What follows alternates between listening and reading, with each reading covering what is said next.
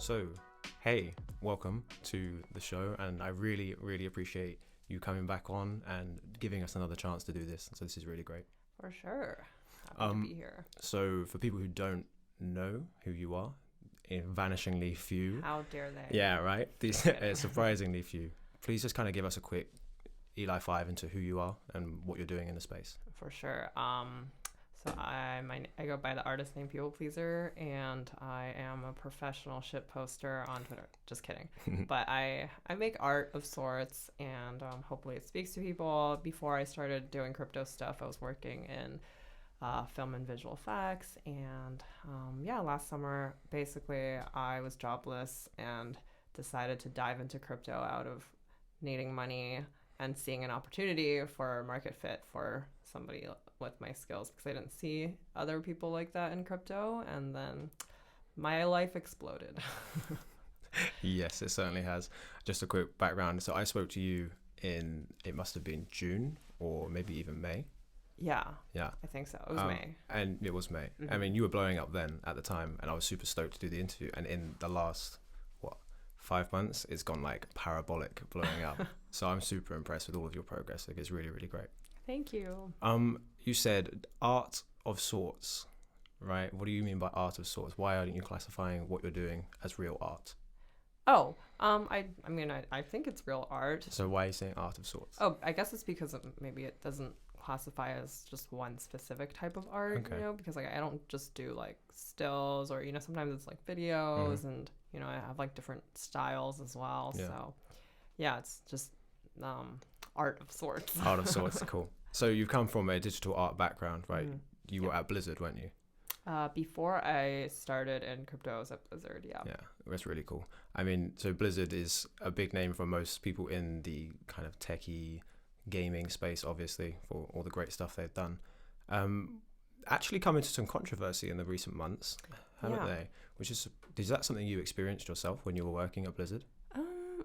Honestly, no. No. I mean, I also wasn't there for a super long time, Mhm. but at least, all of the men that I have like worked with and encountered there were extremely nice. But I will say that, when I was there in my department, at least, there was literally no other female staff member. Like, there was one other contractor like myself who would like come back once every 6 months or something, even though she's been doing that for because usually if a guy does that, like probably the second or third time he comes back, they make him staff. Right. But they just have never ever in the history of their department or that department ever had a female staff member, which is I bet they wish they staffed you. insane. For sure. Actually, it's really funny because obviously ever since I started doing the NFT stuff, and now there's some director or one of the directors over at Blizzard who started following my Instagram account, and then also they're the art director of Overwatch. He previously Overwatch. Wow. It's like my favorite game, honestly. He's very talented. He's like a pixel artist, but he did this really cool pixel art, and then he dropped a piece on Foundation and then asked if I could help him promote it, and but it's just I don't think that they know that I used to be just a lowly lighter at Blizzard. There might be rumors in the coffee shop, people talking about, do you remember that girl Emily that girl PplPleasr who was there? No, they just completely I don't think they know. Okay. Well, obviously because when I was at Blizzard, it was just one employee. One of the many, 50,000 obviously, so it's why would they know who I am? But it's just funny anyway. I mean, one of the things I love about your story in particular, and it is actually a recurring story across crypto for many people, is the kind of personal journey that you go on when you enter into the space and you start to produce things from yourself, right? One thing that I'm really excited about is the self-empowerment that crypto can bring to people, right? So when you kind of started this journey, were you going into it with the idea that you wanted it to become, what you're, who you are, what you're going to be doing, or was it just a bit of fun? Honestly, in the beginning, it was just a means to make money and also a little bit of fun. I did obviously immediately realize that, these people are quite lenient with creative direction. They gave me a lot of freedom. And so, that obviously made it more fun to do. But also, I genuinely in the beginning thought that it was just going to be a temporary thing until I found a real job again. I mean, it's not, right? No, I don't think so. Yeah, this is like sort of reminiscent to my personal story. Like, I came into it and started to explore what was possible from my end, and you feel like you're getting more rewarded for your own personal initiative and your own kind of personal ideas, more so in crypto than maybe in a corporate setting, right? Yeah. Where you have to follow the directives given to you, tick the boxes, and most of the gains from what you put in actually just accrues upwards to the corporation. So what's the kind of a biggest difference a few big differences that you've noticed from working in a corporate space for digital art and working in the crypto space as an independent?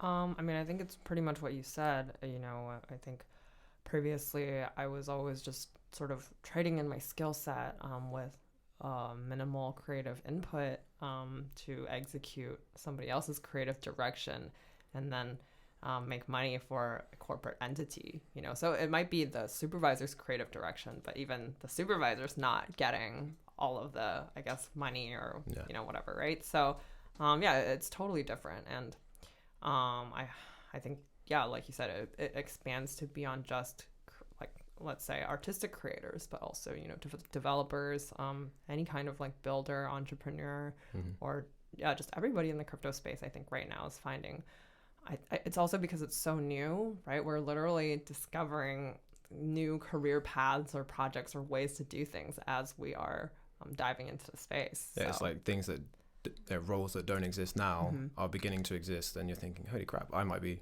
good for that role, or maybe I'll make my own role, and then someone else will say, hey, we need that person on our role. Sure. You know, it's really awesome. Is there anything you miss about the corporate world?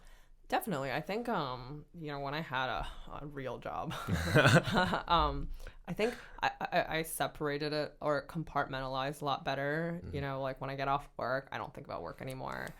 But now it's just like... It's been so long since I've got home and not thought about work. Yeah, like, I'm my just goodness. constantly thinking about work. Yeah. It does literally consume your life. So I think it also takes a certain type of like workaholic psychopath to basically do what we're doing.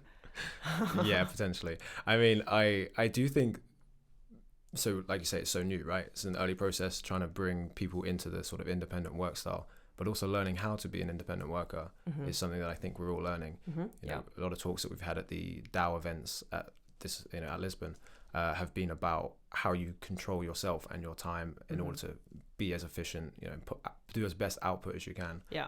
Is that something you kind of have a system for? You meditate in the morning or yoga or this kind of thing? Oh man, I am not the right like role model for this. I am honestly one of the most disorganized people on earth, and it doesn't help that I just as a joke branded myself as a one-woman studio, you know, when I started my Twitter account, but now I'm obviously seeing like the struggles of that, especially with like responding to messages, DMs, emails. Is just, you know, sometimes I'll literally be like, I'll type out an email and then just forget to hit send, or, you know, I might reply to someone and then forget that I even replied to them. Like, it's just honestly a dumpster fire. And just like talking about like myself, you know what I mean? Like, literally, it's so funny. So yeah, I obviously apologize to everybody and anybody who I've ever not responded to. It's probably because you're a bad person. You should feel bad about yourself. But I mean, you've got so much going on at the moment. I don't think anyone can begrudge you from missing an email. I mean, I do it, and I haven't got that much going on, so I can't imagine yourself. Let's talk about that, right? So you've got a lot of stuff going on in terms of like your digital art, putting it out there, getting some great feedback. Some really interesting things you've done recently. I would say two notable ones is the Fortune magazine cover and your collaboration with Steve Aoki. So do you want to talk maybe about the Fortune magazine cover? Sure. I mean, the Fortune story started when, I think it was a long time ago, actually, like months and months ago. Alex Mazmej, the founder of Showtime, he reached out to me, and then he was like, hey, the people over at Fortune want to talk to you. Can I connect you guys or whatever? And I was like, yeah, sure. And then so that happened, but then nothing really like came out of it. And then so I actually kind of just forgot about it until actually maybe it was like a couple months later. Just randomly one day, their creative director emailed me. And you got this one. Huh? You replied to this one. Well, no, the last one I replied to as well, but it was just like they asked for my email and then nothing like happened after. And I was like, cool. And then their creative director emailed me like, 2 months later, and then he was like, how do you feel about doing the cover for our next issue, because it's going to be about like cryptocurrency and DeFi. Yeah, bad. And then I was like, yes. And so, yeah, I mean, that's literally how it started. In the beginning, I kind of just thought that, it would just be like a piece of my art that's just on the cover. But then, as like sort of the creative process kicked off, I was thinking about how I can make that piece of art more sort of like related to the issue itself, which is about like crypto and DeFi. Crypto versus Wall Street was the title, right? That had not been come up with at the time that we were talking. So that was an ongoing thing. Okay. And then so, I mean, we obviously, it was a collaborative process. We were discussing, sort of like themes and stuff that we wanted to like represent on the cover. And so, yeah, I think, it was kind of like one was influencing the other. Like as I was developing my art, they would like, sort of like get more ideas about like what their tagline is and stuff. Like literally the tagline had not been decided until I think probably like a few days before submission. It's one of those taglines that maybe it's good that it was decided last minute, because it's one of those crypto versus Wall Street. It's quite emotive, right? So yeah, just push that through without getting too many too many eyes on it, right? I know, it was actually really funny because I was talking with the creative director, and then he was just saying like with this specific issue, like there were just so many things that they kind of like got away with, including, I don't know, like my art, right? Like my art is just, I want to talk about that for sure. It's like not like quote unquote professional, like there's so many things that are like, I mean, you're clearly a professional, so it's just a changing paradigm, right? Super professional. But yeah, there were so many things about this entire process that everybody, like me, including me and the creative director Peter Herbert, we were just like, I can't believe we're getting away with this. And so that was really cool, and I think that's why this cover, like what it made it so special as well, is like what you're, it's a statement, right? The tagline is decided afterwards, but the actual creative process is what that statement is. It's sure, a big middle finger up to the traditionalism of finance. I mean, to like really their Fortune 500, and it's really hilarious and ironic because that was the issue that does the global 500.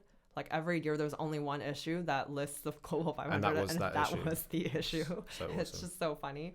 But yeah, I mean, like, the strategy behind it was like, then I sort of like just started thinking, well, if we sort of involve influencers somehow, or like famous people, that was just like to sort of like evoke engagement, I guess.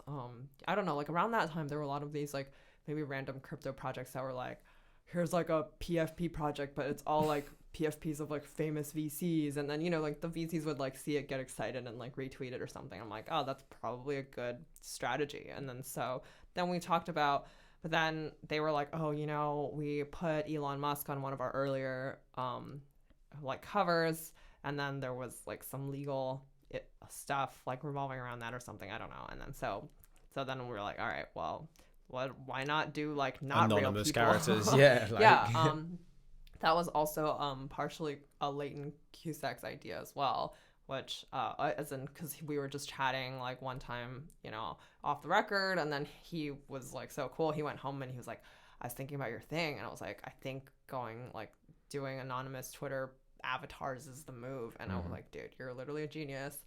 And yeah, so obviously, I'm biased, and like don't give me all this power, because I will just actually just put a lot of my friends on the cover. And so a lot of people on the cover. So that's what I did. Yeah, that's what I did. So a lot of people on the cover are actually just my friends. Some people who could be like very famous influencers were like, oh well, why wasn't I on the cover? I'm like, well, you're not my friend, right? You never talk to me. You don't even follow me. So like, why would I put you on the cover? Yeah, cool.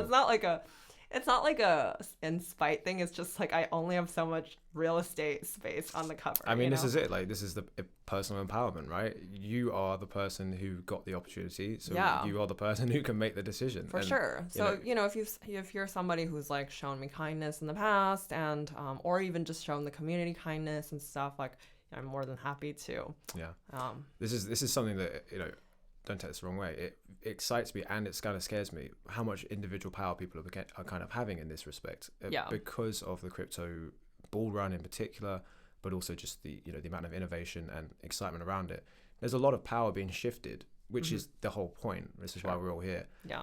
It's just a very interesting thing to see how that progresses in the hands of the new. Sure. I mean, just in the entire process in general, I was just constantly, I mean, literally, a year ago, I was actually just jobless, sitting in my apartment, wondering, how I can like make some income, or what company is ever going to hire me again. And then like a year later, people at Fortune are just like, you can do whatever you want. And I'm like, okay, well, I want to name these NFTs Chad. And then they're like, what's Chad?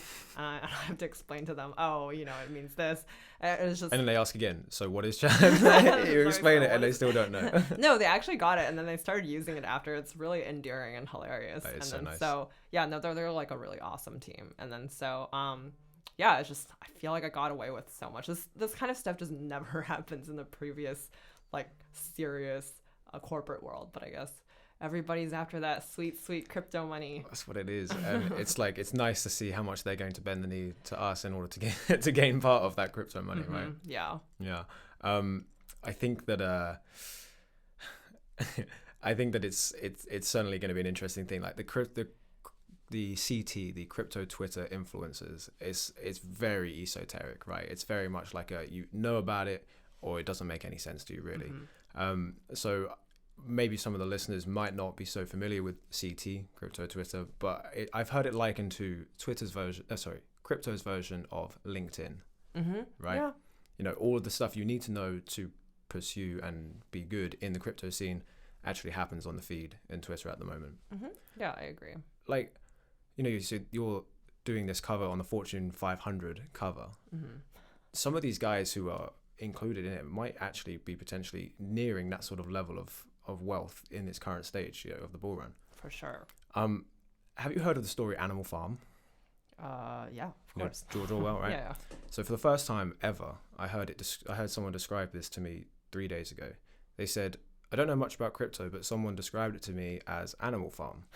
And I sat and thought about it, and I thought, wait, actually, there's that sort of level to it. And one thing that I'm kind of really interested in is giving people who are becoming wealthy or powerful in this new paradigm sort of an outlet to spend that wealth, to redistribute some of your gains into a worthy cause. Is that something that you have come across much of? Like, do you know of many outlets, crypto native outlets in particular, for people who are kind of gaining this sort of level of wealth and power? I mean, of course. But yeah, I don't know that I see that many. I mean, okay, but at the end of the day, I think it's like we're all sort of saving up for a rainy day, or I don't know, like I think I'm bearish on humanity as a whole. Yeah. And this is not a criticism towards like crypto Twitter, or just I think it's just human nature that we tend to sort of like fend for ourselves, and you never know where somebody comes from or like what their background story is, so you can't judge anybody. But I just, at least speaking for myself, because I've had a pretty privileged upbringing, like not that my family are rich by any means, but it's just I've never grown up sort of needing anything, or like starving or anything like that, and I have like really supportive parents who worked their asses off so that I could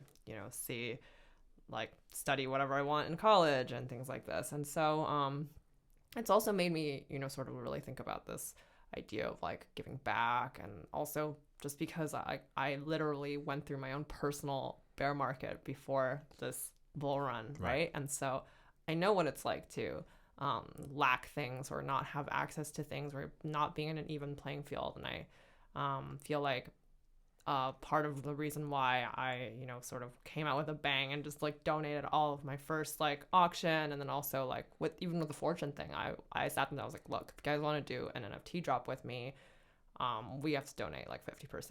And then they were just like, all right, that's fine. And so it's just like, half the time, like, I don't know what I'm doing either, but it's just like sort of just trying to be true to myself and Yeah. like values that I stick up for. And hopefully, and I don't, at the end of the day, I don't even think it's about the monetary value that I'm donating, but it's more about the message and the statement that I'm sending out to others, which is inspiring other people to think also more in a way of sharing their wealth, instead of just like, This is it, right? because, you know, at the rate that crypto is going, this is like, we're creating that gap in inequality to like the max, you know, like anybody who's not hopping on the crypto train right now Is getting left behind, right? is getting left behind, but like literally at a tenfold. And so, you know, that really made me think like, is this actually better for humanity? And Right. Is, you know, is 2 legs good and 4 legs bad, or is 4 legs good and 2 legs bad? Like, and what can I do as an Right. individual? And luckily I now have some small kind of like platform or voice. And if, you know, even 2 people are inspired by like what I do to, you know, also take on a similar position where, you know, they can feed themselves but also help other people. It doesn't even have to be a big charity or, you know, it could be like your family members. If you have like a family member who's like, you know, not doing as well as you, maybe you can share that, you know? So that's really just kind of like the message that I'm trying to send at the end, I guess. Yeah, and I think it's super important. I mean, it's like you said, sometimes you don't know, you know, someone else's situation, right? So it is hard to judge. But one thing that I have noticed, which I want to say upset about, I think it's quite upsetting, is the original ideology that came with the cryptocurrency sort of movement was to displace these sort of power structures and redistribute to an extent. That's what it was. And as people just became obscenely rich, you know, their problems became non-existent and almost unrelated to who they are as a person. And then it just kind of becomes very easy, I assume, to just forget about that. So that's something I'm really, I don't want to say bullish on. I think it's very important for the next year is giving people in crypto an outlet to do something like this, right? To give back, not necessarily to a cause, but to just reinvest it into a socially useful project. Sure, yeah. Because especially, you know, like there's only so much money that people can spend, really. Right. Like, so I want to kick off conversations that get people thinking about like, well, what more can I do with this that will make my life meaningful, right? Other than just like material goods or partying, or having a really nice house. I mean, there's that. I mean, you've done the work, you've made the right choices, so you deserve that. But like you say, at a certain point, what is more important, you know? And starting conversations like this is super important. I've got a few ideas personally. I know I've spoke to a lot of really great people at the conferences here about this, but it does seem like something that's kind of a little bit lacking in terms of. Also, it's a pressure thing, right? If you have all these opportunities out there that other people are actively engaging in, like you're one of the more sort of notable examples of people giving back. But, you know, if there's all these opportunities and everyone's using them and you're not doing it, then you're going to feel a bit bad. But when the opportunities aren't really there, it's a bit easier to just kind of take a step back and think, you know, oh, no one else is doing it, so it's okay if I don't. Right, yeah. Do you know what I mean? Like the group pressure thing, I think that's quite important. So let's take a step back.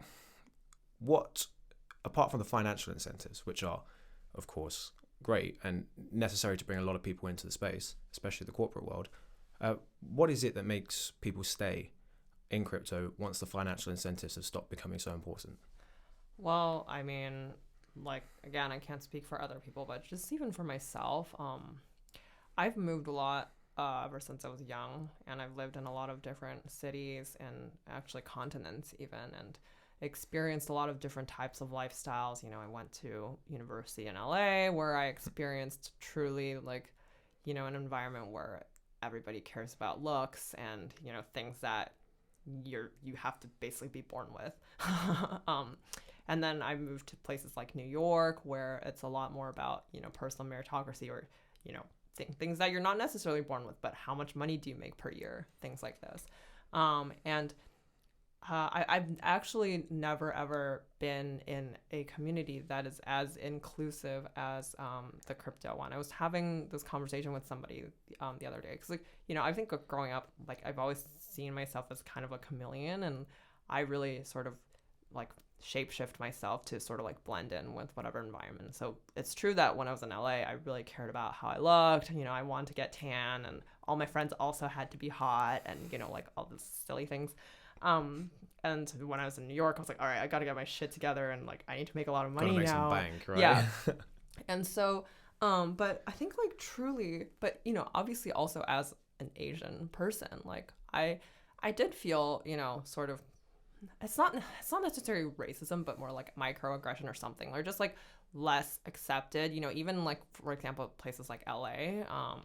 I definitely think, you know, at least but there's different, because there's also like, you know, very, very like Asian communities in LA as well, but I just didn't happen to be part of those for whatever reason. And so there are definitely times where I feel left out, or, you know, because of my race or culture or whatever.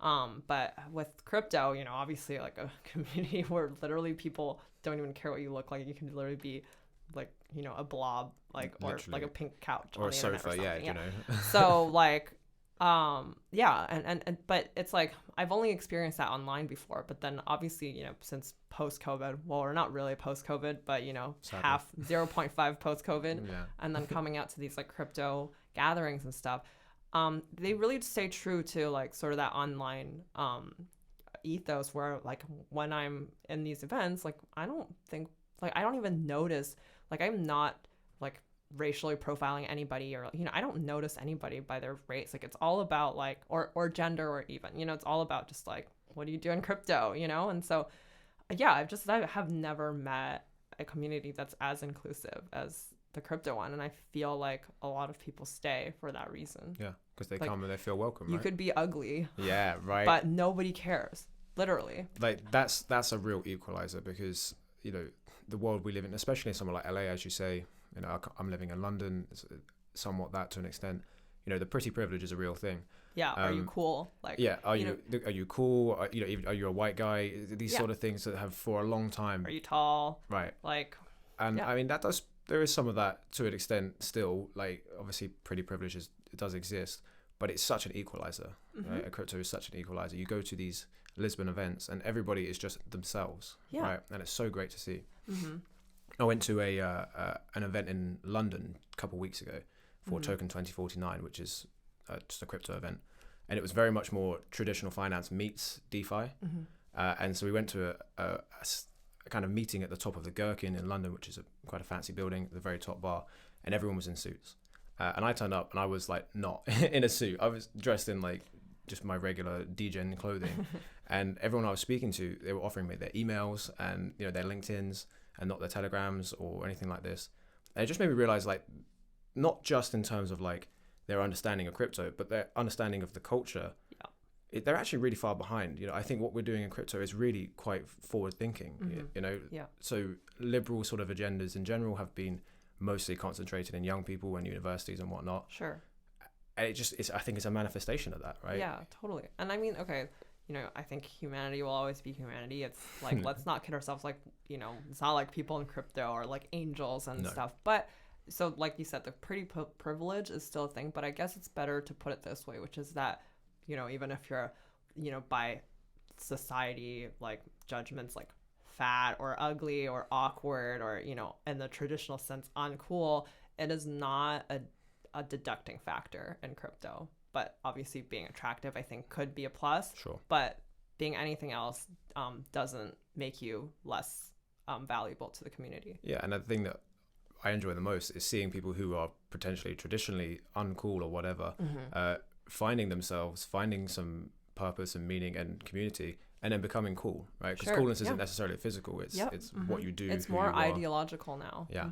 And I just think that's great. Like, I've met some people who you wouldn't expect to be the coolest guys in the room traditionally. You know, look at Vitalik, right? He's an awesome guy and everyone absolutely idolizes him, but traditionally not the coolest looking guy, right? Sure. I think that's I think that's one of the best parts of it, because we live in an indoor society right now, right? Everyone's super indoors, so it gives people the chance to sort of express themselves and be a bit more outward. And that's what I'm super bullish on. Maybe not humanity, but like expression in humanity would be good. Okay, DAOs, right? Decentralized autonomous organization, for those that don't know, is essentially what is penned out to be the future of organizational culture, corporate organizational culture also. What experience do you have with DAOs? Well, yeah, I mean, mostly I have been like involved with the one that is named after me called Right. Pleasr DAO. So I was going to ask, are you part of it, or is it about you? You're named after you. It is obviously named after me, because the genesis was that they formed to purchase my first auction, which is the Uniswap video, right? X times Y equals K. Exactly. And then so ever since then, obviously they have been doing really cool things. And after the initial purchase, I was onboarded as an honorary member. And so I think I found it fascinating, like what they're doing. And obviously, people in it are also like very forward thinking. So just being around these people makes me more inspired. And I'm also just curious to see where it goes, right? Because it's such a new territory that people are operating off of. And so, yeah, I mean, there's obviously still so much to learn. There's no, official handbook on how to run a DAO. Yeah, I think that's what we're all trying to figure out, right? It's because it is so early. And it's almost like a naive space at the moment to an extent. For sure. Full of dreams and ideas and passion. But like, legal integration, for example, like that's a huge thing that's got to come. And how do we deal with that whilst maintaining our own culture? Yeah. Yeah, it's a tough one. What is like the future of DAOs in the next 5 years, do you think? Well, hopefully if things are done right, I think, we'll slowly see more and more of these like sort of like freelance individuals not belonging to any sort of company, but they could be contributing their skill set towards like, let's say, multiple DAOs. And like each DAO, I would imagine it to just be sort of like a clan or, like almost like a members club or just like a, like a community where you find purpose and meaning, right? Like if you want to be part of Chili DAO, which is literally, I tweeted about it as a joke, but I'm serious about starting something like this in the near future because I am actually just obsessed with like hot sauce and like red chili flakes. Yeah, I mean, Hot Pot DAO is being created right now. So Hot Pot DAO, Chili DAO can join forces. Yes, absolutely. And so, yeah, I mean, it's just, like stuff like that. And, but at the same time, I hope that, like, also, I don't know, it's almost like I feel like with the direction that Pleasr DAO is going in, I could actually see it almost like in the near future becoming a political issue. Because of the sort of necessary power maybe that they have. Yeah. Yeah. And that makes me a little bit like excited and concerned at the same time. I obviously try to remain like optimistic as well, but and then there's always like the that paradox of like, okay, they're named after me, so at some point I still feel somewhat responsible for what like kind of decisions or direction they're headed in. Yeah, I don't want that responsibility. Yeah, I mean envious. it's it's a love-hate relationship, yeah, really. For sure. And then you also have the people who like, you obviously know they came in and they're just trying to sort of like take advantage of the clout from the DAO, and it's kind of like, I don't know. I think I'm somebody who has like the correctness gene in me, where it's like I like people who get their merit off of like of their own merit, or work for their own, like, I don't like people who try to take credit for work that other people have done. And if you're like a late like joiner to Pleasr DAO and then you haven't like really like achieved anything like yourself, like, and it's like it's very obvious like what you're coming in for. Yeah, the clout, like the finance. Clout, and but it's like, look, like the name Pleasr and things like this, it's like these are things that I worked hard to build up for. It's like it's not really yours. Don't come in here with your VC energy and try and take it. I mean, that's something I've noticed a lot at these conferences is obviously money's in the space. So people get money, and the sensible thing to do with that money is to reinvest it. So people just become their own VC, which is technically incorrect, but that's what we get told. And yeah, that's like where I don't really care for that sort of thing personally. When I talk to people about projects, I don't really care so much about the money. It's more about what else you can bring to it and what kind of culture you can bring to kind of keep it going. Yeah. You gave a talk at LizCon titled, I think it was basically it was about going viral, right? What was the title again? Building virality in Web3. Building virality in Web3. Okay, so you mentioned two key things. Can you quickly tell us what those are? Yeah, sure. I think that usually what makes things go viral is either there's a meme factor or there's a cool factor. So that's pretty straightforward. It's like, if I think this is cool, then I'll send it to my friends. If I think this is really memey, I'll send it to my friends. And then I go dive a little bit deeper into, sort of like what makes up a meme. That's several elements, like, usually they're funny, relatable, exaggerated, absurd, and then the last part, which is serendipity, which I feel like is very, very hard to artificially recreate, because you can always kind of like study things why they're funny, and you can definitely exaggerate things, but yeah, that last element of luck and randomness is decided by the mass number of people, which you actually just cannot predict. Yeah, I mean, so a good example is when we actually had our first conversation back in May. It was just after the Shiba Inu saga, when they sent their liquidity tokens to Vitalik as like a burn address. Sure. And then he market sold them all and gave the money to charity. Yeah. And it just caused a huge scene. Well, it's just really interesting because that was about around that time when it crashed from that sale. And everyone thought this crazy dog token, which has no real value or no real utility, has crashed like we expected. Well, I mean, I don't know if you've seen the markets recently, but Shiba Inu is now number 12 in the market caps, and it's got like a $20 billion market cap, like right next to Doge. And it's what you say, it's, the virality. What is it about Shiba Inu that people love? Like, the utility is not that big, but I hear all kinds of people talking about it, from all walks of life. People always asking me, Josh, should I get involved in Shiba? And I've said no for so long, and now they hate me. Right. They're like, why didn't you tell me to buy it? And I thought, well, I thought I was being smart.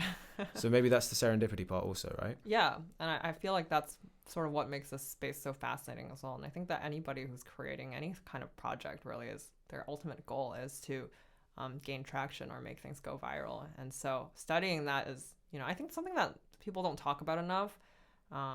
Maybe one day there will be a science to it, but right now it certainly seems random. And so the study of virality, but like online virality, right? Super interesting. I mean, so I kind of wanted to end on this because the word you use, serendipity, I really like that word. Luck, randomness, fortune, whatever you want to say. But I personally think that we make our own luck, right? And especially in the crypto space, because it is uncharted territory and we don't really know what works and what doesn't. It's all about just putting something out there. Sure. Getting involved, taking a bit of a plunge, and putting yourself in a situation. Yeah. So what kind of advice would you offer to someone who isn't yet in the crypto space, NFT or otherwise, and is kind of looking to try and start their journey? I think, probably something that a lot of successful entrepreneurs have in common is that they're all very curious and their taste for risk is high. And so I think that that's probably one of the best advice that I could give for people coming into the space, is that you need to be just like high risk and just not be afraid. I guess it's the same thing as holding your bags and seeing it plunge 80% and just being like, I feel nothing. That's what gives people power in the space. And so, yeah. And then obviously, this is uncharted territory, but by the time that it is sort of agreed upon by society that it's valuable, it is also probably a little bit too late to come in and make a change. Yeah, make something actually it'll be possible, but it'll be 100 times harder. And look, I'm not the most talented artist in the world, but I got in at the right time, at the right place. And so anybody else who saw that can clearly see that it can happen to them too. Yeah, this is what I say to my friend. He's a aspiring DJ. And I say to him, look a year ahead. Try not to be successful in what success looks like now. Be successful in what success might look like in a year, because then you'll be positioned for that. Yeah. And that's exactly what you've done, right? You came in, took over the digital NFT space, the digital art space, and really you have. It's really, really awesome. And super excited to see how you continue to progress. In the space of 5 months, you've gone from being well known, awesome through your Uniswap drop, to fucking writing, signing your name on Fortune 500 magazines and handing them out on the street. This is super awesome progress. Thank you. And I'm just gonna quickly show the camera your branding now. It's not my branding. It's just I actually just had these Pleasr DAO stickers randomly in my purse, and also because they always fall out, so I just want to get rid of them, really. Oh. I thought this was special. I'm joking. It is special. It is special. I have a very limited number of them. Definitely less than your NPC stickers. Yeah, I'll show those to the camera too. So for those that might not know, NPC, non-player character, is a meme in crypto at the moment for the bystanders, the people that sit and watch. And, I have one now. Yeah, It's on my phone. that's ironic. So it's good. Yeah.